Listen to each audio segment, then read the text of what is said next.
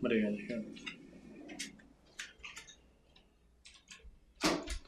Olá, tudo bem? Como vão? Estudando aí, revendo, revisando conceito, revisando conteúdo. Isso é importante, né? A gente já falei para vocês que na biologia todos os conteúdos estão interligados e você acaba utilizando o conhecimento, o domínio do conteúdo, o domínio do conceito em diversos momentos da biologia, tá? Nossa aula de hoje é citologia, né? Nós vamos falar sobre vírus, né? Existem algumas formas de classificar os vírus, né? Nós vamos falar de acordo com a célula ou a citologia, como que a gente classifica os vírus, né? Tá? Vamos voltar aqui um pouquinho então para os seres vivos. Nós temos dois tipos de seres vivos celulares e seres vivos acelulares, né? Seres vivos acelulares, então aí está o vírus, né? Onde se enquadra o vírus. Ele não tem célula, ele tem uma estrutura própria, né? Com um anel de RNA. Né? E temos os viroides também, que são cápsulas associadas ou ao RNA ou ao DNA, né? Um dos dois, não os dois, né? Porque são estruturas simples, são seres acelulares, né? Então eles não têm uma estrutura celular específica, eles têm um tipo de sistema corporal, estrutural, não sei como podemos chamar, né? Na verdade podemos chamar de acelulares. São seres vivos acelulares, sem células, com uma estrutura de vida diferenciada, né? E temos os celulares, que podem ser procariontes ou eucariontes. Então vamos lembra que eu falei para vocês que os conceitos eles nos servem para toda a formulação, para todo o desenvolvimento do nosso raciocínio. Então seres procariontes a gente sabe que são aqueles seres que não têm o núcleo bem formado no interior da célula, né? Não tem a membrana do núcleo, não tem a membrana nuclear, né? E os seres eucariontes já possuem uma estrutura nuclear bem definida, uma membrana nuclear bem definida, onde lá dentro do núcleo nós vamos encontrar então o RNA, o DNA, né? Tá? Ok? Então vamos lá, entendido, revisto isso, seres celulares, seres acelulares, celulares procariontes, eucariontes, acelulares, vírus e viroides, né? Tá?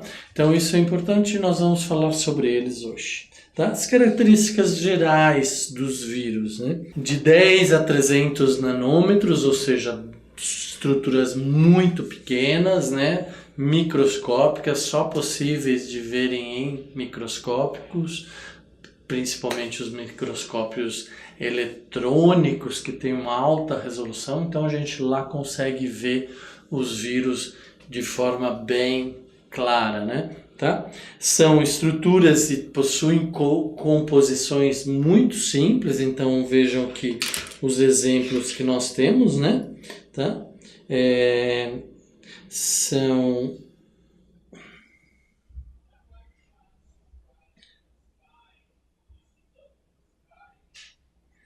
São estruturas bem simples, né? Tá? Certo?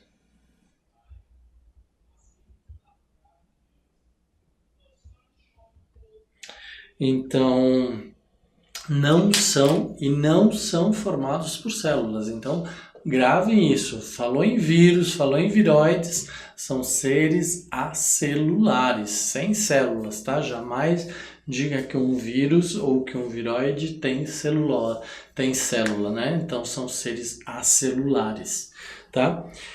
Corpo formado por um envoltório, então dentro desses diversos tipos de envoltórios, né, nós temos aí formados por estruturas proteicas chamadas cápsulas ou capsóides, onde se encontram então os DNAs ou RNAs dos vírus, né? Tá bom? Então contém aí esse revestimento, essa área de proteção do vírus, né, os capsóides, contém, então, o ácido nucleico, né, que vai formar a proteína, que vão formar os RNAs e os DNAs. Então, tem toda essa estrutura aí no vírus, mas ela é super simples, tá? Então lembre isso, estrutura e composição muito simples, tá? E devido ao fato de apresentarem DNA ou RNA, nós dizemos que os vírus possuem hereditariedade, ou seja, eles trazem uma carga genética de seus antecedentes, né, de seus ancestrais, vamos dizer assim, e vão transmitir esta hereditariedade a seus descendentes. E nós vamos ver como que é este processo de transferência de material genético, tá? Se eu conseguir passar aqui, né?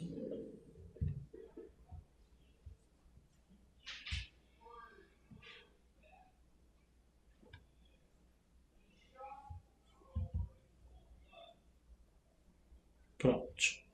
Resolvido o problema. Vamos lá, então. Estrutura dos vírus. Então, vamos ver. Nós temos vírus da poliomielite, que tem uma estrutura capsular, né? Uma cápsula onde tem RNA. Temos pequenas estruturas chamadas capsômeros. Nós temos o vírus do tabaco. Nós temos o bacteriófago. Bacteriófago, bem claro, são vírus que atacam bactérias, tá? Então, eles têm aí uma função interessante, né? Desde que bem controlado, né? Tá bom? Então, possuem DNA, cabeça, cauda, fibras caudais, certo? Nós temos o vírus da gripe, o mais conhecido, o mais famoso de todos, onde no seu interior nós temos, então, RNA e proteína, né? E o tão pesquisado hoje em dia vírus HIV, que provoca a doença da AIDS, né? Tá? Ok? Então são exemplos de vírus, existem vários tipos de vírus, várias estruturas, mas o principal de todos é que vocês lembrem que eles possuem o RNA ou DNA, são simples, têm composição simples e são acelulares, certo? Tá? Então, não possui metabolismo, ou seja, utiliza o metabolismo da célula onde eles se hospedam, né, ou que eles parasitam, e aí eles usam de todo esse metabolismo dessa célula para desenvolver as suas atividades, né, roubando então o metabolismo das células hospedeiras. São, portanto, parasitas, né, intercelulares obrigatórios. Parasitas intercelulares obrigatórios. Por quê? Porque eles só vão desenvolver suas funções no interior de uma célula e vão acabar causando a morte dessa célula, né? Essa é uma característica muito grande, muito forte dos vírus. Eles usam toda a energia, todo o metabolismo de uma célula, né, para se beneficiar. Esse é o sistema dos parasitas, né? Tá? Só é ativo quando no interior da célula, ou seja, fora de uma célula, o vírus é inerte, é como se ele não existisse, ele está ali, mas a partir do momento que ele tem condições de entrar em contato com uma célula, com uma cadeia sanguínea, com toda uma estrutura da onde ele possa ter benefício, aí ele vai ser ativado, tá?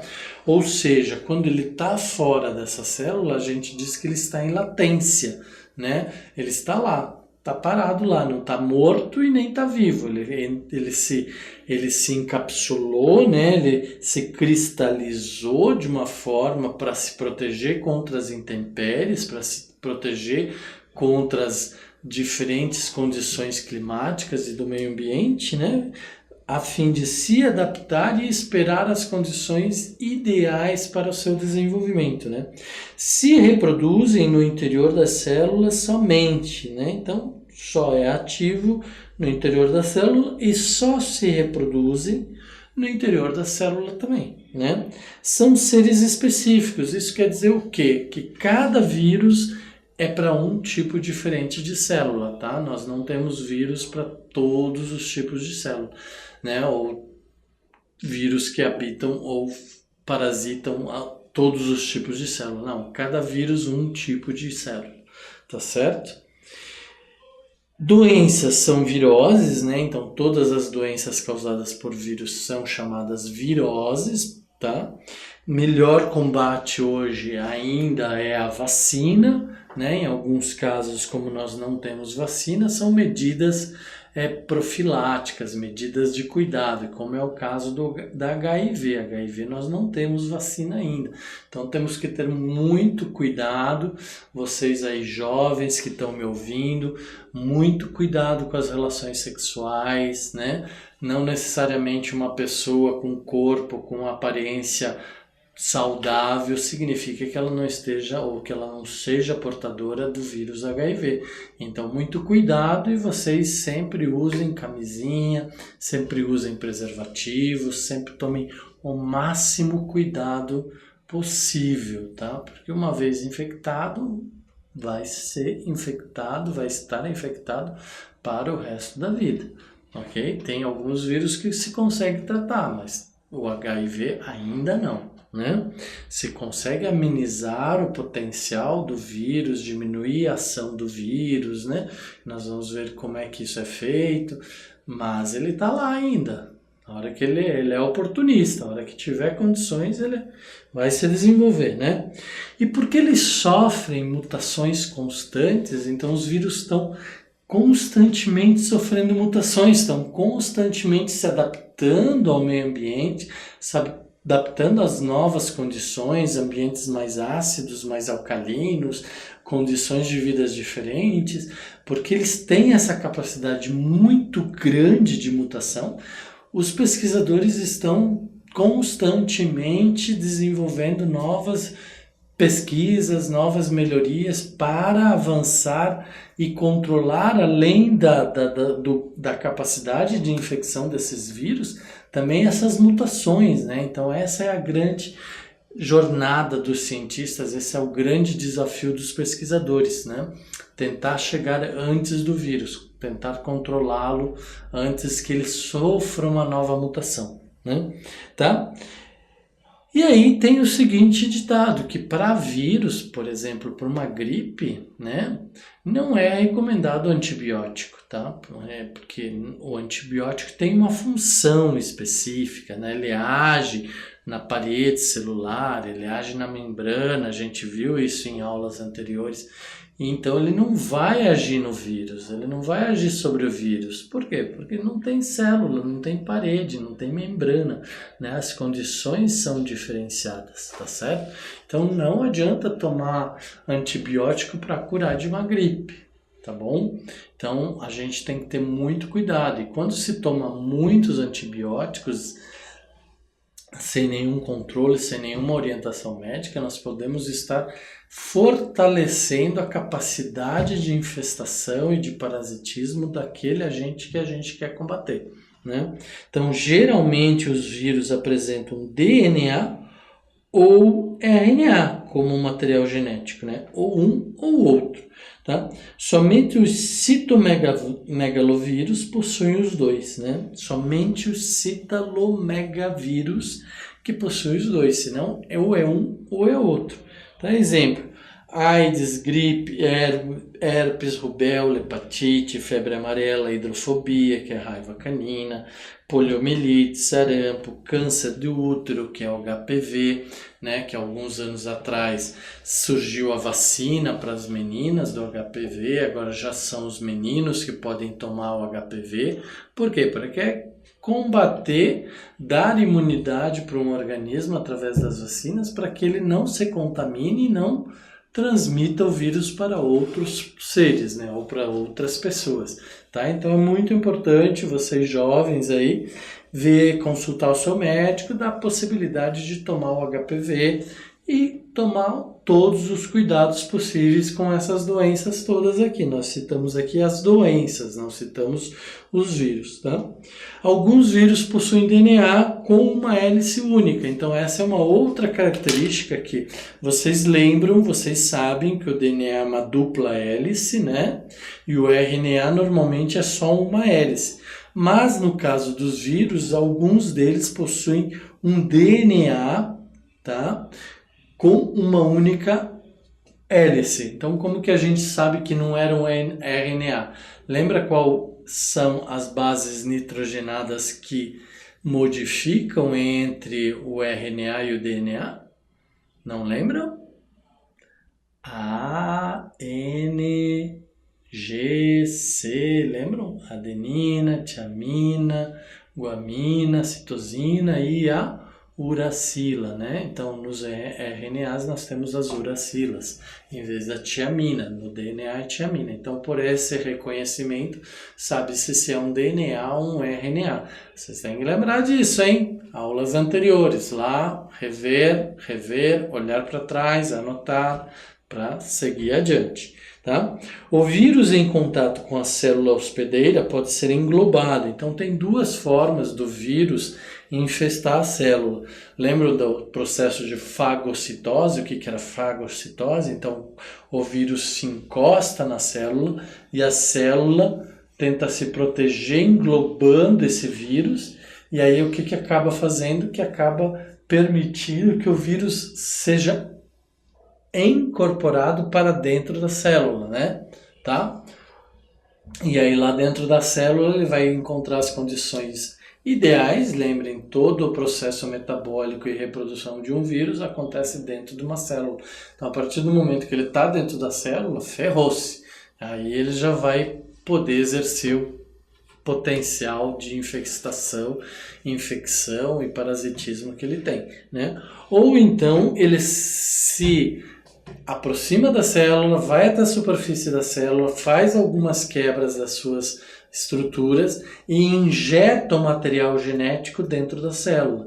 Ao injetar esse material genético dentro da célula, surgem os dispositivos que vão fazer com que a célula que foi injetada multiplique este material genético do vírus e aí fica contaminado, tá? Também existem algumas formas disso acontecer e também nós vamos ver isso aqui agora, tá? Quando fundido esses materiais genéticos dentro da célula, então acaba-se tendo o que a gente chama de RNA viral, porque é um RNA que tem a carga viral. Então ele não é mais o RNA original da célula. Agora ele é um RNA viral, porque ele tem a carga genética ou características genéticas do vírus, né?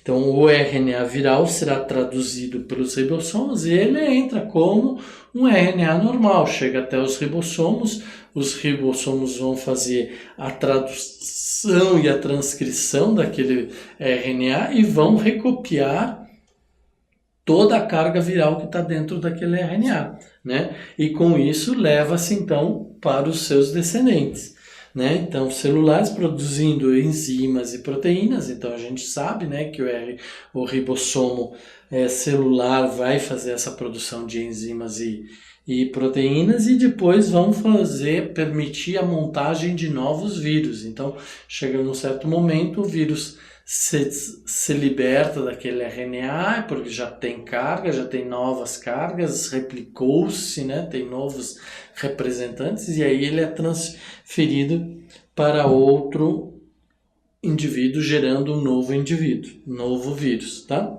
Os vírus não possuem ribossomos, mitocôndrias e nem outras organelas metabólicas. Lembra, os vírus são super simples.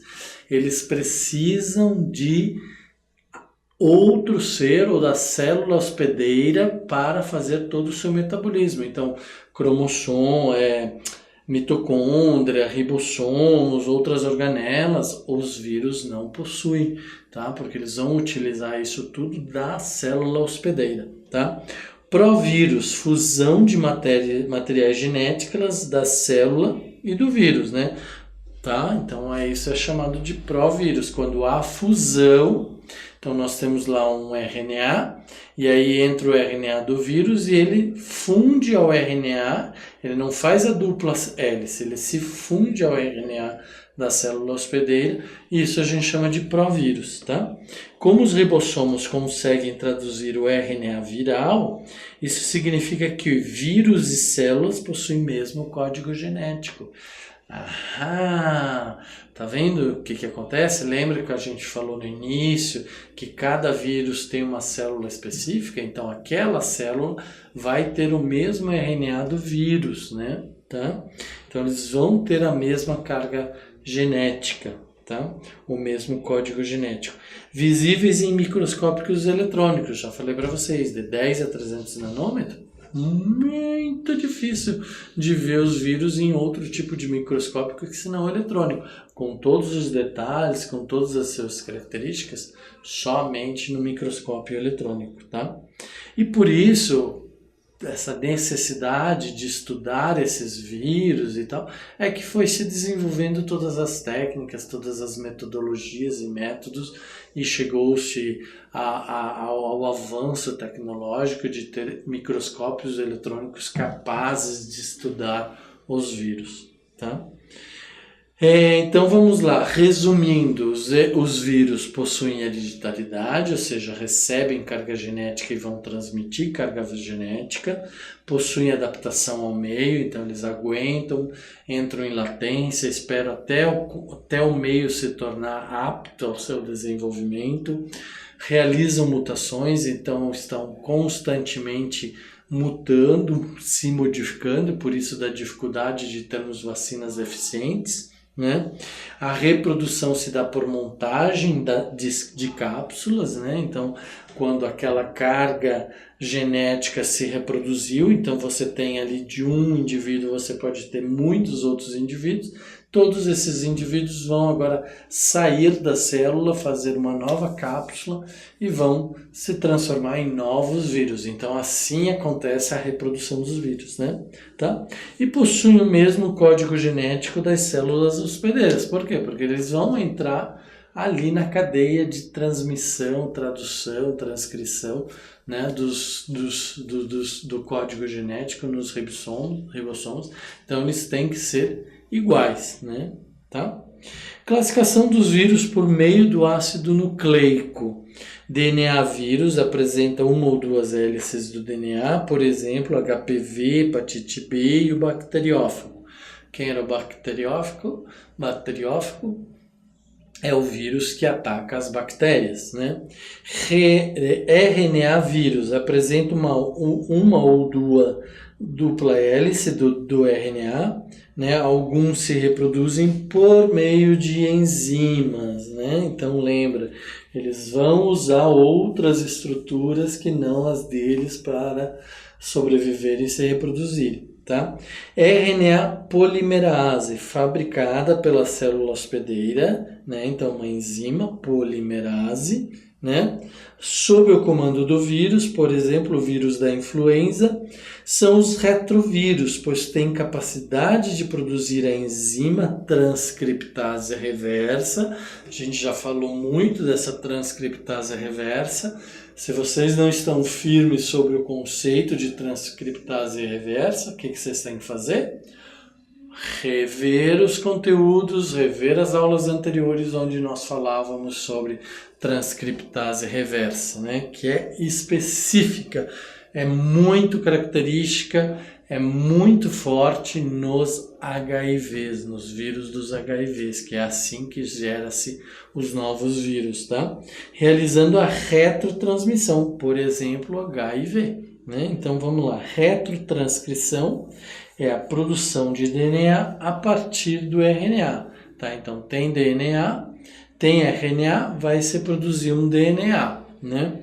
O retrovírus, o que é então? É o RNA mais a capacidade de fazer transcriptase reversa, mais a capacidade de realizar a retrotranscrição, né? Que é a transcrição do DNA a partir de uma molécula de RNA, tá?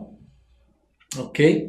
Reprodução dos vírus. Para se reproduzir, pode atacar e até matar uma célula. Eu falei isso para vocês nos slides anteriores, que o vírus pode atacar uma célula levando-a à morte, tá?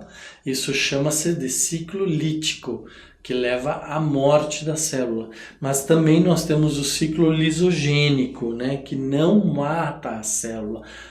O vírus vive ali em constante relação com a célula sem matá-la. Por quê? Talvez porque ele seja inteligente. Ops! Não sei, ninguém sabe, mas ele tem essa característica de não matar a célula porque ele depende daquela célula viva, né? Lembra que eu falei aqui que o vírus precisa do metabolismo da célula para continuar essa atividade, né? Então, a reprodução do bacteriófago, né? E quem era o bacteriófago? O vírus que ataca as bactérias, tá? Com um ciclo lítico em 4 etapas. Então, ele realiza a fixação. Com as proteínas da cápsula, se fixa a célula, né? Então, se encosta na célula e se fixa na célula, tá? Injeção ou infecção. O que era injeção ou infecção? Ele quebrava a parede da célula e injetava todo o seu material genético dentro da célula, né? Injeta o material genético de dentro para dentro da célula hospedeira, infectando, né? A cápsula vazia perde toda a sua função, perde todo o seu... fica ali, não vai fazer nada, não vai servir para novas reações, para novos vírus, não. Aquela cápsula fica ali, ela não se dissolve de imediato, ela vai ficar ali, tá? Montagem, produz cópias do material genético e proteínas para a montagem de novas cápsulas, usando o metabolismo da célula hospedeira. Então, aquele vírus que entrou dentro da célula, se replicou, se traduziu, se reproduziu e tal, e agora de gerou-se milhões de vírus, eles vão reproduzir, eles vão produzir novas cápsulas, e a partir do momento que eles produzem essas novas cápsulas, eles vão deixar a célula, e aí eles vão infectar outros organismos, né, ou outras células do organismo, tá? Lise, toda vez que aparecer a palavra lise, vocês lembram de quebra. É uma quebra, né? Então existe a quebra da célula, a quebra do vírus, né? Tá? O vírus comanda a produção de enzimas que quebram as membranas das células, tá vendo? Então, quando ele se encosta, antes dele injetar ali, ele produz, né? Ele comanda a produção dessa enzima que vai quebrar a parede celular ou que vai quebrar as membranas celulares, tá? Liberando então para dentro da célula novos vírus. Pode durar menos de 30 minutos, então é muito rápido, a infecção é muito rápida, a infestação é muito rápida, e produção de mais de 200 descendentes, tá vendo? De pode produzir 200, desses 200 vão se produzir mais 200 por cada ou seja, 200 vezes 200 são 4 zeros, são 40 mil vírus. Isso pode acontecer de uma hora para outra, né? Então, por isso que a gripe, H1N1, influenza, gripe do tabaco e várias outras gripes ou doenças provocadas por vírus, elas têm um poder de infestação, de parasitismo, de contaminação e de causar doença muito rápido. Tá? Se o vírus só se reproduz pelo ciclo lítico, então ele é virulento, tá? Isso é um conceito aí para vocês memorizarem. O que é um vírus virulento? É porque ele mata a célula. Então ele mata aquela célula que tem suas defensas orgânicas, suas defensas do seu organismo. Então ele é chamado de virulento, né? Tá? Então aqui 2 exemplos. O ciclo lisogênico, o vírus entra em contato com a célula, com a membrana da célula, lança seu material genético dentro da célula, o material genético vai se unir ao RNA, ao DNA da célula hospedeira. E aí isso aqui não mata a célula, né? Por isso ciclo lisogênico. E essa célula vai se reproduzir em várias outras células e vai levar com ela o material genético do vírus, tá?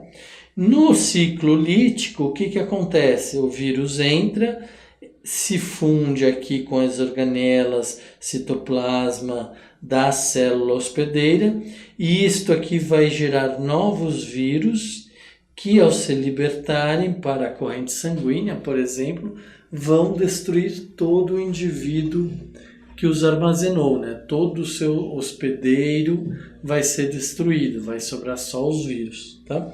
Então, no ciclo lítico, a morte de célula, no ciclo lisogênico, a fusão de material genético. Então, o material genético se une ao material genético da célula hospedeira, ou o RNA, ou o DNA, e não morrem, né? No ciclo lisogênico não morrem, tá? No ciclo lisogênico, as células infectadas se reproduzem e geram células filhas infectadas. Isso que eu acabei de dizer para vocês. Vírus temperados, resultantes do ciclo lisogênico. Então, se nós tínhamos no ciclo lítico vírus que se chamavam a partir de então virulentos, agora no ciclo lisogênico nós vamos ter vírus temperados. E aí aqui eu apresento um esquema para vocês do DNA, bactéria, indo para o ciclo lisogênico, ou se não, para o ciclo lítico, onde eles vão morrer, né? Então aqui a célula vai se reproduzir, vai gerar novos vírus, né? Olha lá, os vírus vão fazer lise, vão sair da célula, vão entrar na corrente sanguínea e vão continuar infectando todo o organismo, tá bom? Tá certo? E isso então é o ciclo, né, que a gente fala de reprodução, desenvolvimento do vírus. Ok? Então aqui uma lista para vocês de vírus com as suas doenças, se possuem RNA ou DNA. Isso aqui vocês podem olhar em casa, mas olha aqui, vamos ver, o HIV é o vírus. Doença chama-se AIDS, né? E o material genético é o RNA, tá? Então vocês veem que é uma estrutura simples, mas com alto poder de contaminação e de infecção, né? Nós temos também os viroides, que são menores causadores de doenças, né? Então causam menos doenças do que os vírus, então tem que ter um cuidado, mas o cuidado não é tão grande, né? Não é tão intenso, o cuidado ele é necessário, mas não é tão intenso quanto nos vírus, tá? Então é uma fita simples de RNA, né? Tá? Circulares, fechadas, pequeno tamanho, 246 a 375 nucleotídeos, tá? Não possuem cápsulas que os diferencia dos vírus. Nós estamos falando dos viroides, né? Produção de RNA no interior da célula hospedeira. Então, quando ele entra lá na célula hospedeira, é que ele vai fazer a sua reprodução, tá? Ok? Podem ser encontrados em vegetais superiores, então vegetais superiores podem conter vírus, então nós temos que ter muito cuidado, nós temos que ter muita atenção, lavar bem as frutas, as verduras, os legumes, né? Porque pode ter vírus aí contaminando essa planta, tá? Doenças em plantas frutíferas ou cítricas é o principal mote, a principal preocupação no Brasil, porque nós temos muitas dessas doenças aqui no Brasil.